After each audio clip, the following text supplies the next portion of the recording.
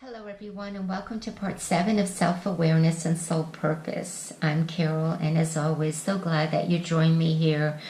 We are continuing on with our journey by understanding our zodiac signs that is reflected by a particular tarot card.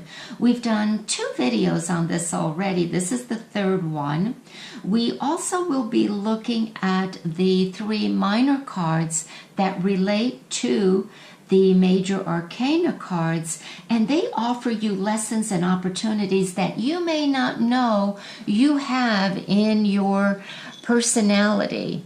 We're going to do the next 4 zodiac signs today, which are Virgo, Libra, Scorpio, and Sagittarius. So we will get started immediately. You may want to get out your notebooks. There could be some information that you find is interesting for yourself, your children, your husband, wife, significant other, colleagues. You may find it just fascinating to see aspects of people's sun signs and personalities.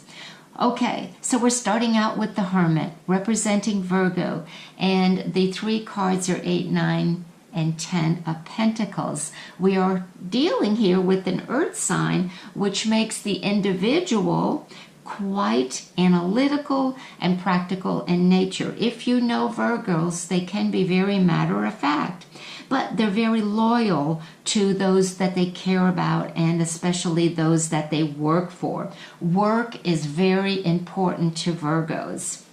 Now the Hermit, well, he seems to be kind of evaluating, observing. So do Virgos, but he stands back from participating very much in the earth, and you see the colors here, which this is more introspection, and he prefers to be contemplative, introspective, and meditative in his way of gaining knowledge. Then he brings it back to those who listen or are also guided by their inner voice through meditation. But the Hermit also has the ability to see beyond the obvious, and he displays this through his wisdom. Like Virgos, though, sometimes the Hermit, the card, and what it represented is quite detached, systematic, and reserved. So what is the conflict? Well, usually there's a limited range of activities or a limited circle of friends due to rigid habits or routines. Virgos can be overly critical with a melancholy attitude. Some may be lacking ambition or kind of too self-absorbed in what they do, or limited just to family. At times, their fears come out with fear of security, poverty, and certainly diseases, illnesses of the body. What are the lessons to be learned? Use your exacting mind to work through facts and details. When inspired, Virgos can master skills and usually attain recognition for what they have done, for the work they have done, what they've achieved. They must learn to be patient and tolerant of others' weaknesses, and allow yourself to move out of your comfort zone. And it is important for you to keep tradition and family values. What does the number 9 represent? Well, completions, everybody knows that keyword, but 9 means so much more than that. Remember, it has within it all numbers that perceive it, so it has the potentiality of number 1 through 8. So 9 is a very forceful number that says, respect me. Respect me, because what I have done has been through hard labor, trials, dedication. It also gives the application of the knowledge that you gain in order to help other people or for you to move forward to the next level. The potential is also getting the rewards from the service that you've done well. The next sign is Libra. Libra is depicted by Justice card in the tarot. If you are using the Aleister Crowley deck, it is card number 8 called Adjustment. Here, of course, it's number 11. The 3 minor arcana cards are 2, 3, and 4 of swords. Libra is an air sign, so is the suit of swords. Libras are companionable, loving partnerships. They are peace-loving, very diplomatic, and justice represents these qualities as well, but it also seeks fairness and principle and truth. Both Libra and Justice, their purpose is to reach equilibrium between opposing forces, yet both must keep in mind that to stay balanced, there must be fairness, truth, and discipline. Where's the conflict? Well, it's in knowing what is right and what is wrong in any given situation. They must not seek peace at all costs, be indecisive or easily deterred from their objective, not allowing outside opinions to influence what they truly know is the correct course of action, restlessness of mind, changeable, gullible, listening to others and denying their own inner voice, watching that their sense of justice is not colored by anger, hate, prejudice, revenge. What are the lessons to be learned?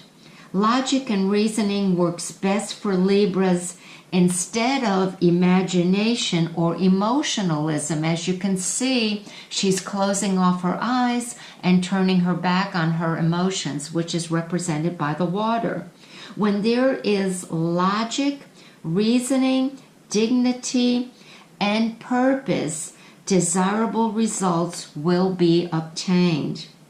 And there'll be harmony, may be restored to what has been in conflict right now.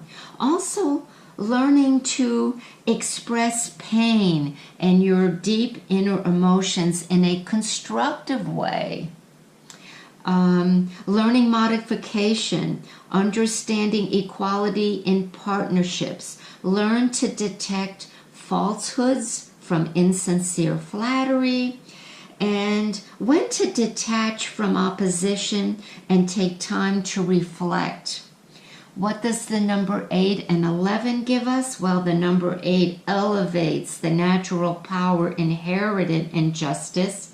The master number 11 brings in the spiritual essence needed to discriminate and uncover where truth ultimately lies. The next set of cards and zodiac sign is Scorpio. It's represented by the Death card, number 13, and the 3 minor cards representing it are 5, 6, and 7 of Cups. We are dealing with a water element and a water sign.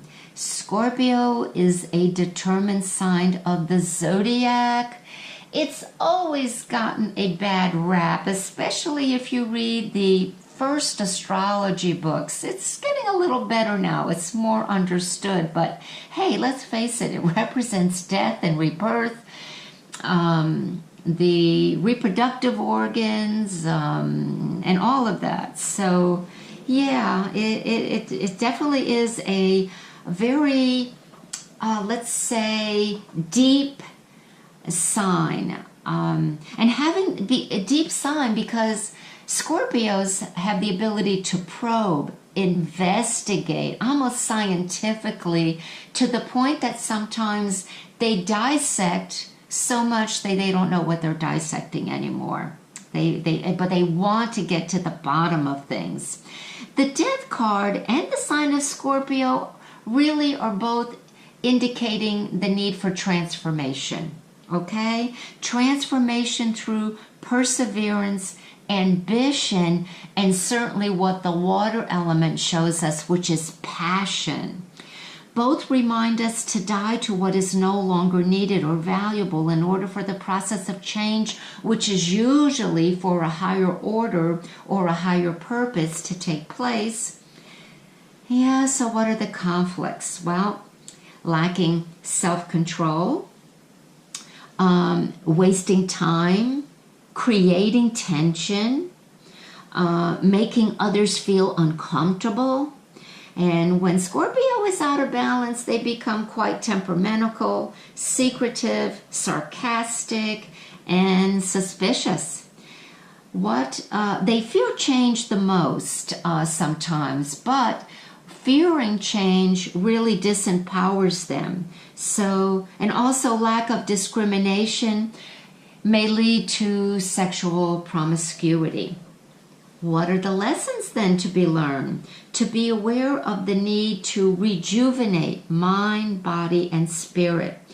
Be creative in how you view change, not just in good or bad, definitely depicting their emotions. Well, this isn't good, this is bad, I'm ugly, I'm not pretty. All of those black and white ways of thinking and defining your feelings, your emotions, or a situation. Also remembering to give love for those that you care about, to be demonstrative, to show it, not just through word, but through service. Also use your mind to make sure that you make correct choices, decisions. What is your intention for